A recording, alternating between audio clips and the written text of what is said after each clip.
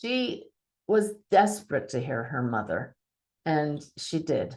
And she was crying, and I couldn't describe mom if I had to. I couldn't see mom's face, but I saw gestures like charades and very meaningful messages for her daughter. But then, even though I couldn't see or describe her mom, suddenly I said, "There's a white German Shepherd here."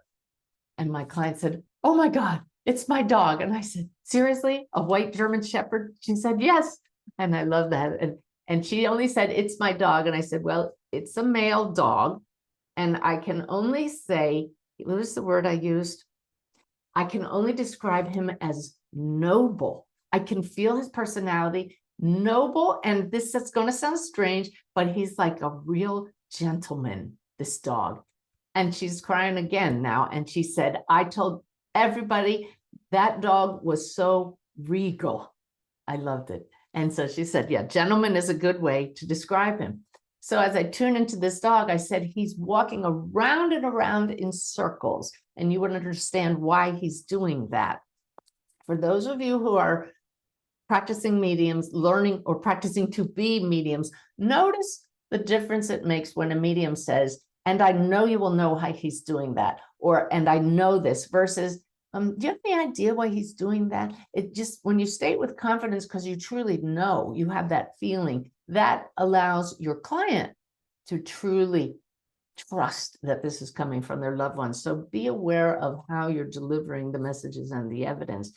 In this case, she laughed and she said he would go behind the drapes in the living room and go around and around and around constantly. Very, very cool. And then there was one other thing that was really cool about that. Oh, yeah, I said, he's showing me that he had a problem with his legs.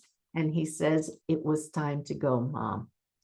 And she's crying again now because she said his legs collapsed and she made the decision to help him pass with the doctor's help. So there you have communication with the soul of an animal who knows exactly what his owner needed to hear. I love mediumship. It's so validating.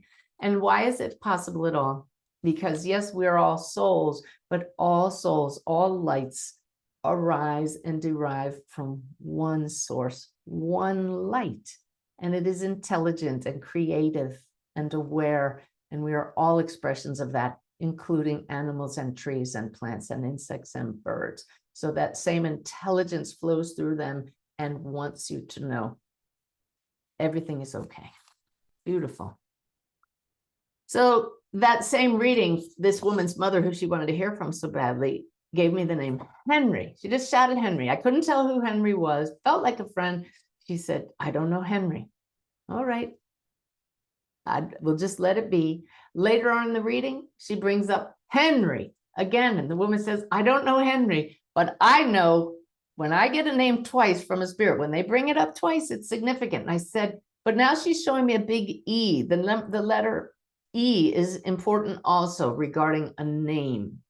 She said, "I don't know, Suzanne." Well, it was after the reading, as sometimes happened, that I got a very excited email. She said, "Suzanne, my mother's dearest friend, even though we live in South Africa, was Italian, and his name was Enrico, which is Henry in Italian. There's your E, and there's Henry twice." And she said, "In fact, I'm going back to a very sacred place that the three of us enjoyed together tomorrow to visit."